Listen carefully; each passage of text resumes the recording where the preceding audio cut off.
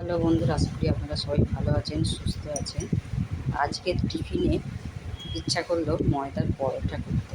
তা ময়দার পরোটা আর একটু ঘুগনি, পনির আর মটর দিয়ে কাল খাওয়া হয়েছে, কিছুটা ছিল, সেটা আজকে গরম করে একটু জমে গেছিলো, একটু গরম জল দিয়ে একটুখানি পাতলা করলাম।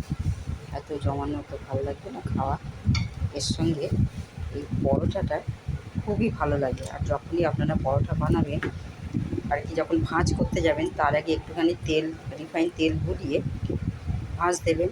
আবার যখন তিকোনা ভাঁজ করবেন তখনও আবার একটু তেল আর কি ওর মধ্যে দিয়ে রিফাইন ভাঁজ করবেন।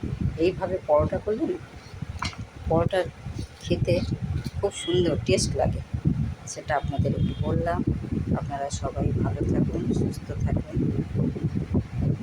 সঙ্গে একটু পেঁয়াজ কুচোনো আর শসা থাকলে তো আর দেখতে হবে না, খুবই মজা লাগে এরকমভাবে খেতে।